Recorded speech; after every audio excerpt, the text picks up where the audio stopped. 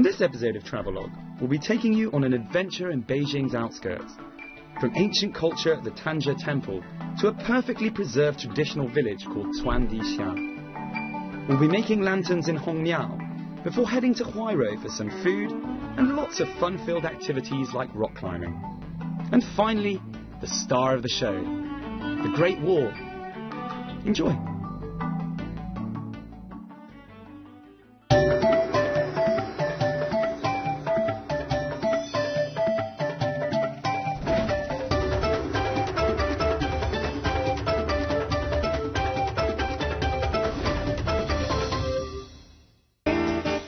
Beijing, ancient capital, modern metropolis, the home of emperors and the heart of a great cultural tradition.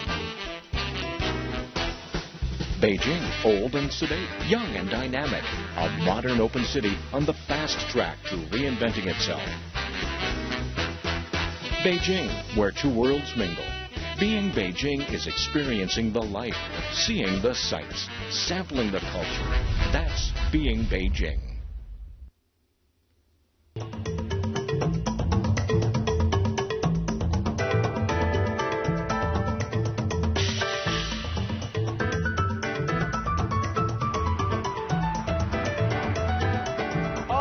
Welcome to Travelogue. I'm Mark Edwards and I'm here at Dershan Gate. Now, back in the day, this was the place where, on the extreme edge of Beijing, step outside of these gates and technically you're outside of the city. Now, throughout the series, we focus on things to do and places to see within the city walls. But in the final episode, for the next half hour, I'm going to hopefully show you what you need to go and check out on the outskirts of Beijing. Enjoy! Beijing is the political, educational and cultural centre of China. Split into districts, the capital city today stretches far beyond its city walls into what are called its counties. By the gates, located at the edge of what used to be the city proper, there are transport hubs from where eager Beijingers and tourists can set out for destinations within Beijing as well as around its outskirts. Back in the past, each of these gates served its own particular function. It was through Dershan Gate, for instance, that victorious troops made their return to the city, while Anding Gate was where they set out on expeditions. I was doing things a little backwards by heading out of Dershan Gate to go and explore some of the gems to be found on the outskirts of the city. Maybe I'd somehow return victorious through Anding Gate, or simply be happy with some astute tourism.